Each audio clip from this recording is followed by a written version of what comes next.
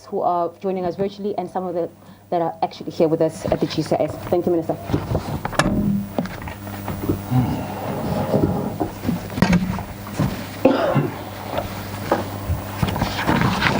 Okay. I hope there is compliance here on social distancing and all that. I'm not very sure. We dealt with the people that don't stick with regulations over the weekend. I hope everybody sticks with the regulations here. National Commissioner of the South African Police, General Sitole, General Mfazi, members of the media, good afternoon to you all. Today marks exactly 6 years since former Bafana and Orlando Pirates captain Senzo Meyiwa was shot dead. His murder, which took place in Vosloorus in Ekurhuleni, brought the Meyiwa family immeasurable pain. It also sent shockwaves across the country and the continent. South Africans from all corners joined the Meyiwa family in demanding justice for this brutal murder. But with no arrest, hope of whether or not Senzo Meyiwa's killers would be found began to fade away for some, but not for us in the South African Police Service. Despite heavy criticism from some quarters, we have always maintained that we are satisfied the matter investigation is progressing well. I have on numerous occasions also expressed my confidence that those suspected of this crime will be found and brought to book. Ladies and gentlemen, I still stand by this statement. 2018, the National Commissioner established a cold case team in response to many calls on various criminal cases which have not been successfully investigated. Months later, the murder case of Senzo Meyiwa was assigned to the cold case unit. Since then, the unit has worked tirelessly on this case. During these past 2 years, the Senzo Meyiwa murder case generated speculations of who could have been responsible for the sports icon murder. Despite this, the investigators never lost sight of their work at hand.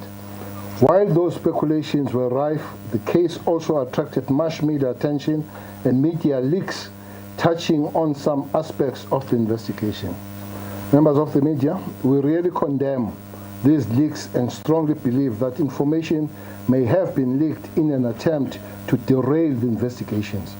This is why, moving forward, the investigation team will be considering opening a case or cases of defeating the ends of justice to ensure such leaks never occur again. Despite this interference, the cold case team persevered. After gathering sufficient intelligence information and evidence, I am happy to announce that there's been a breakthrough in the Senzo Meyiwa murder case. The first 5 suspects have been arrested between 8 a.m. and 10 a.m. this morning in Gauteng and Vosloorus. These arrests are as a result of multidisciplinary integrated approach to this investigation, which is working closely with the Director of Public Prosecution. The South African Police Service and the prosecution team are confident that we have a watertight case against all 5 suspects. At this point, we cannot reveal any further information as investigations are still ongoing and more arrests cannot be ruled out. In conclusion, for us in the police service, it was always important to take time and work thoroughly on this case to ensure justice for Senzo Meyiwa. While 6 years have gone by, we remain confident that these arrests are the start of bringing closure for Senzo Meyiwa's family, friends, and fans, as well as millions of South Africans. Now, I will allow the National Commissioner to give more details on these arrests. Thank you very much.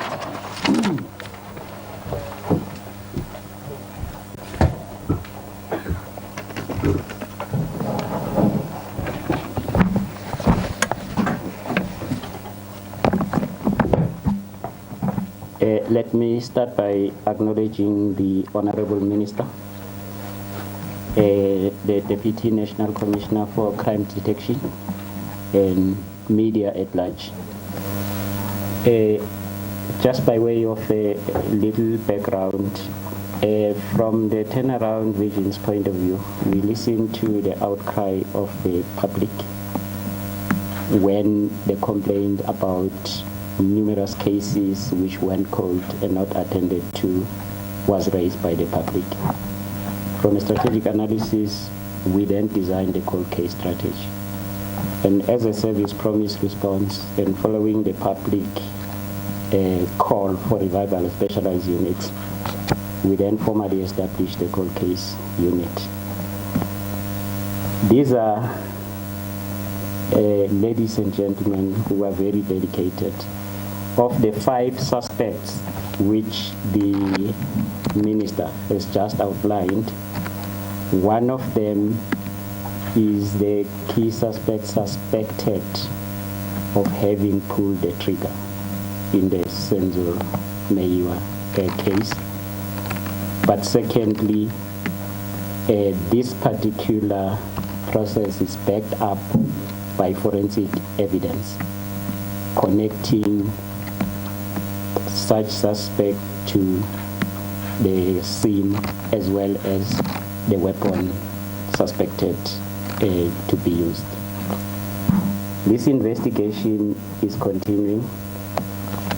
We suspect that there would be more other arrests which could be effected as the investigation continues.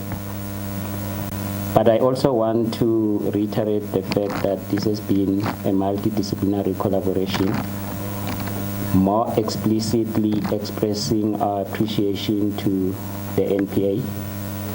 The foundation of this case started from Gauteng under Advocate Khehla, the foundation, then it ended up in Pretoria. Advocate Baloyi finally dealt with this particular matter, and we received excellent cooperation of the NPA under the NDPP, and we are still working together moving forward. I also then finally like to congratulate the cold case unit, because this is a unit of 4. At the present moment, they have now inherited over 100 cases, but within the 100 cases, they've already arrested more than 40 people on those cases which they have revived, and these cases are going court. This is the report that we can give at the present moment, but as we proceed with the investigation, we will continue to update the nation. Thank you very much.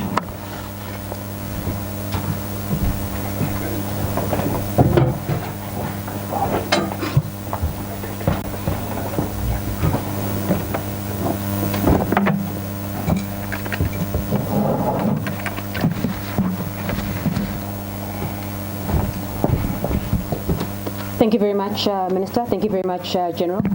Let us proceed to the second phase of this press conference, which is taking the answers and questions. Can I maybe start here in Pretoria and see what hands are there, and then we could possibly go to the WhatsApp line, which is manned by Ignatius from GCIS. Let's take the first 3 or maybe 4 questions. I'll start with you, and I'll take, there you go. Okay, Barry?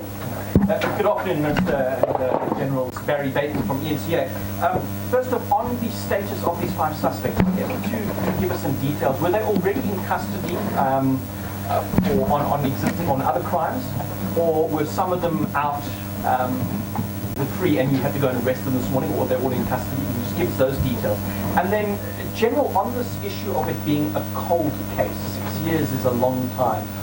What was it that you managed to do to be able to clinch it now? The same evidence was available 6 years ago as it was now.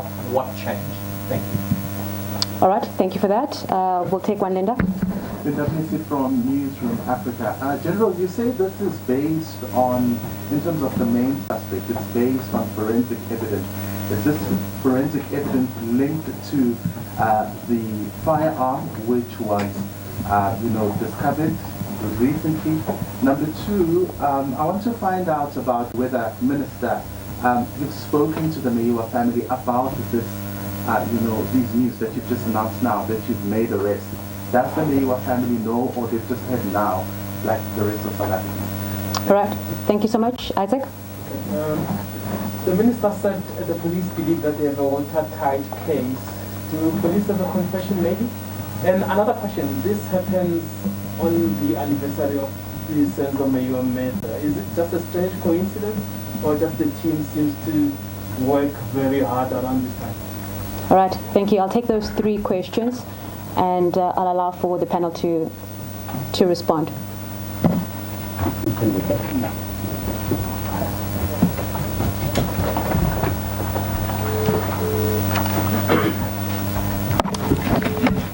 Thank you very much for the questions. The first question on the status of this particular of these suspects. Firstly, whenever you follow the cold case principles, maybe it's important for me to start by indicating that at the last moments of the investigation, we had to use different investigation tactics. And amongst those was the application of the cold case principles. And when you apply the cold case principles, you conduct a cold case analysis against all individual suspects. Now, apart from the cases relating to, or the criminal activities relating to the killing of Senzo Meyiwa, through cold case analysis, you also discover other cases. And you then begin to tie that suspect down with all prominent cases from the cold case analysis. Therefore, some of these suspects, they were arrested while they were outside custody, but some were arrested or were charged because they were already in custody on other cases from the cold case strategic approach. So this is what I can say on the status. They've got different status. Then the difference in evidence. Remember, at the present moment, what is key is the ballistic evidence relating to the firearm. And up to this far, it is only now that we found the weapon. And we've been looking for the weapon for the whole duration of the investigation. But with the final tactics applied, we found the weapon, and fortunate enough, the weapon is ballistically connected to the crime scene. And remember, again, this is not an easy, but it's a very complex case. And it required quite a lot of investigation tactics to be applied. So the evidence, yes, wouldn't be different because the crime was committed. But the phases of uncovering the evidence, I think, are different. And the approaches are also different. Right from the word go, when the crime was committed, to start with, we didn't have a cold case strategy and we didn't have a cold case unit. And there wasn't a dedicated approach on cold cases. But as and when we came in, we agreed with the minister that we need to have a dedicated unit to focus on cold cases. That's why this case was allocated. The evidence linked to the firearm, I've already responded to that. There's ballistic link, and then it is processed through forensic. I am not sure. Look, one of the things that we want to avoid is conducting this investigation in the public domain. Whether we have confessions or not, I think that is very operational. But you will be part and parcel of the court process. You will see what is everything that we have there. But please take the word from the minister. We have a concrete case this time, and because it's backed up by the evidence. On the On the part of the anniversary, I'm sure the minister will also add, but it's not.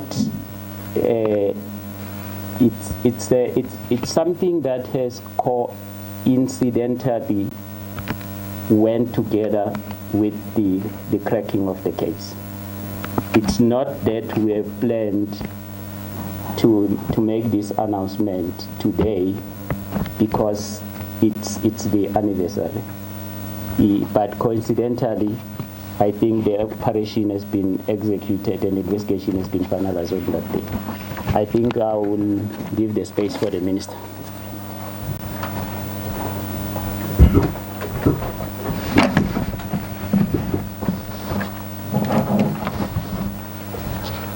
Perry. Good morning, Perry. You say the information has been always there. Well, information doesn't take us to court. What takes us to court is evidence. And I know you are a renowned crime reporter, so information doesn't help much in court. So still have to work on those. So I think that's part of working the matter. You say 6 years. I'm sure as a crime reporter, you also follow those other investigations. People, they crack 20, 30, 40 years. 6 years, yes, is a long time. It would have been better if it was 6 weeks, 6 months. But here we are. We believe that South Africans will still have to live with us, that at least the work has been happening all the time. The family has been updated on other times, but not this time. With except that this minister will be speaking to the family at about 6 tonight. The problem this time, there have been too many leaks. So we didn't want to further put the further confusion to the family as if we are briefing them on leaks, as if we are part of leaks as the police.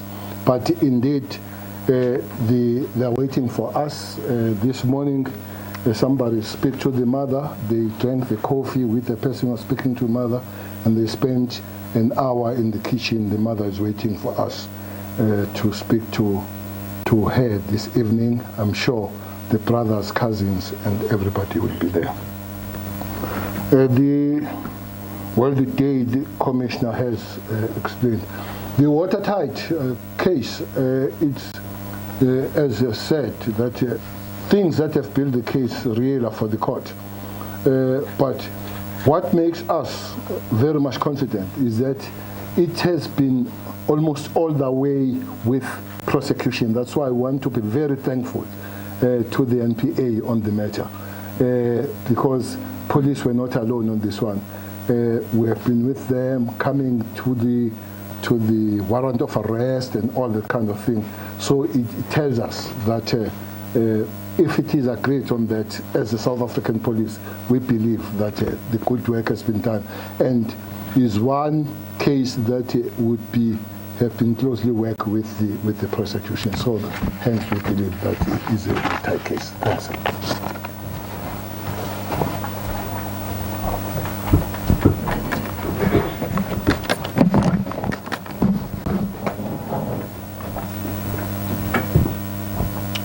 All right, let's take the second round of questions. Ignatius, I believe there is a question on WhatsApp. I'm Tom from Sitole FM and Amanda Watson from Citizen. They ask, when and where will the suspects appear in court, and what charges do these suspects face? Thank you for the own question. All right, can we maybe take that? And before we wrap it up, I think maybe we just take the last round of questions here in Pretoria, if that's possible. I see two more hands. I'll start with you, a fresh hand. Put on your microphone, please. My question is... Who are you, sir? My name is Senzo Meyiwa.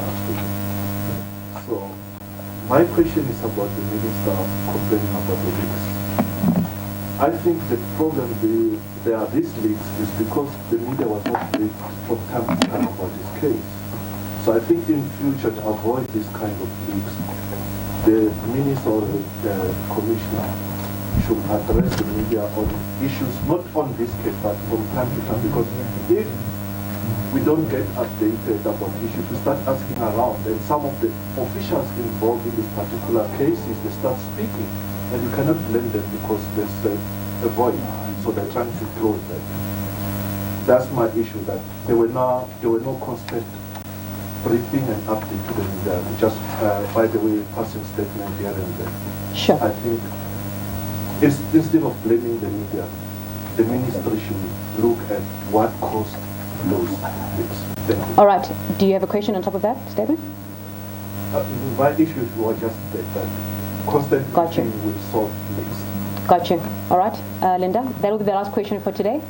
Minister, you speak about 5 arrests, and we know that at the time of the shooting there were about 7 people in the house. Of these 5 people that are arrested, was anyone inside the house that we know was inside the house? Did you arrest anyone who was at the house on the night of the shooting? Number 2, there's a gentleman that's suing the police ministry for arresting him shortly after Senzo Meyiwa's murder. Are you looking to settle out of court in that matter? Have you reached out to him, given the fact that now you say that you have a watertight case and his case was withdrawn because you did not have evidence? Thank you for that. That will be the last questions, General and Minister. And then we'll bring this press conference to a close.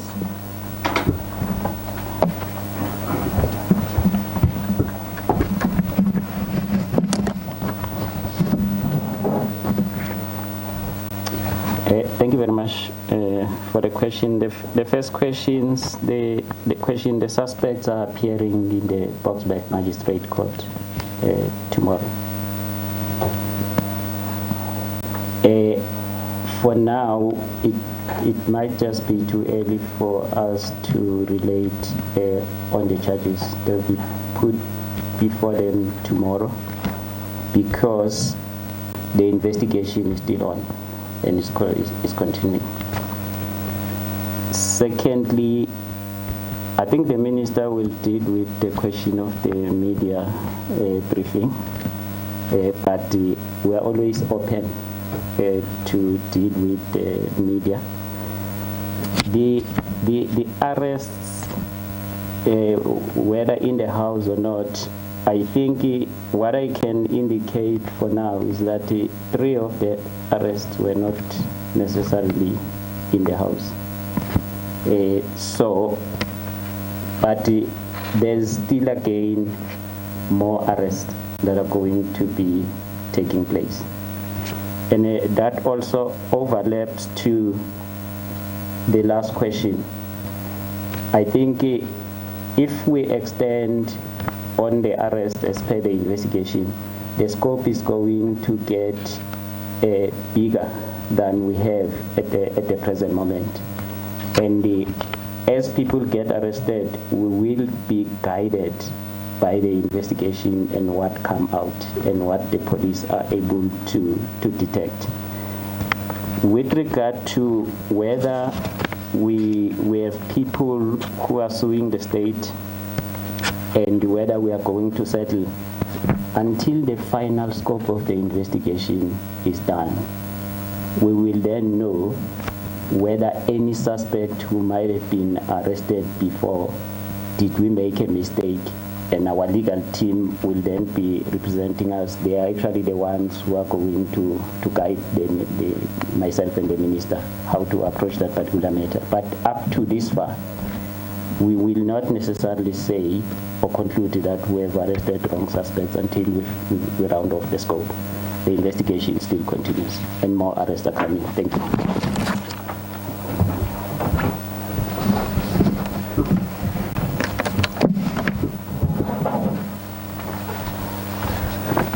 Well, the question of settlement has been properly answered, that for now we are all in the mix until the matter is finalized, and it will be a bridge that will cross as we arrive. Almost Commissioner answered all the questions. Guys, so boy. No, don't come with your preemptive attacks here. Look, I absolutely don't agree with you. These things of leaks, they jeopardize investigation and compromise it quite badly and sadly.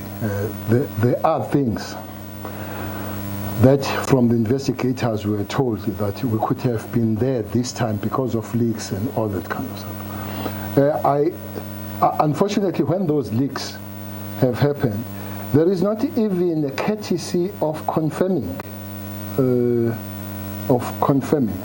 But even when you want to confirm with us, how would you expect the minister to confirm the leaks? But people, they continue to write. I do want to tell your claim that it does compromise the investigations going forward. But let me stop there and say we will be investigating, including the people that you say they are from ourselves, because those I believe they are even worse than the people that receive the information from us. So we will, but we really want to take this matter very serious because it does impact big time in resolving and solving the cases when you create the court on the media and you allow people to speculate and talk things that are not there. Few things, even with the last article. A person who signed the what you call this warrant was wrong, but the name was written of a person who signed warrant, and it was wrong. Quite several wrong things, and you begin to push people to chase wild goose. I think it's one serious matter where you go and you say so and so signed and when actually it's not so and so, it's so and so who signed. Some names we put there that are not there. So it does give us a lot of problem and take us a little bit reverse. But in terms of working together, I would agree on that. But we will have to really see to it that we work together without pushing. Sometimes you get very much impatient because you want a scoop. We don't want a scoop from the South African police. We want to resolve a case. Your scoop might be scampering. Your scoop might be scampering our investigation in our case. So we request that sometimes you take just two steps back and one forward this time. Usually it's 2 steps forward and 1 back, so that to give that kind of a space. But here we are, and I hope that as we have said, we are looking forward to that March. This is a beginning on this one. March is still, we believe, coming, and then as you have said, we will have to work with you. It's a big story. In Senzo, everybody knows. He's a captain of Orlando Pirates, but more than that, was a national captain. I heard somebody speaking at Vosloorus saying there is a national leader, the president, but Senzo was a national leader, so he's close to the president. I might not deny it. He was a national asset to Senzo. We were at the funeral. It's one of the biggest funerals that took place in the stadium on the rainy day, but we were there, and we have gone, and we took a lot of flack, a lot of it, but we knew that we should not really get out of the way. We must really try to concentrate. We believe we'll be there. We believe the nation will get the answers that they've been always expecting. Thank you very much.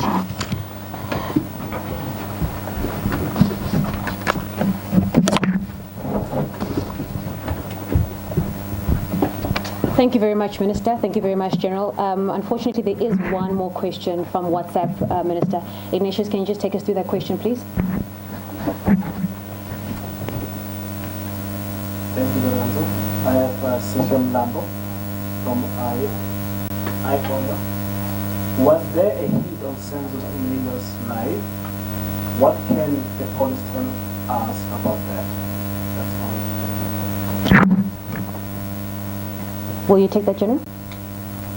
All right.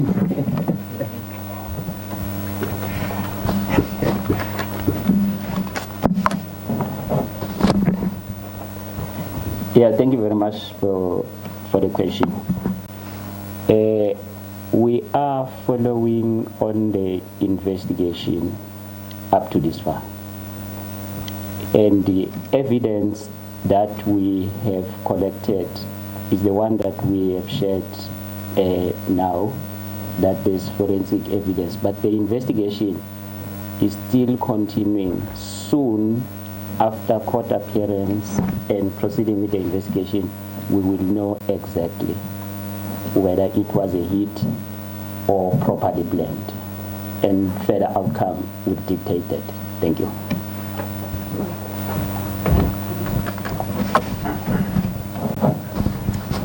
Thank you very much, General. Thank you very much, ladies and gentlemen of the media, for joining us this afternoon. We bring this press conference to a close. Thank you.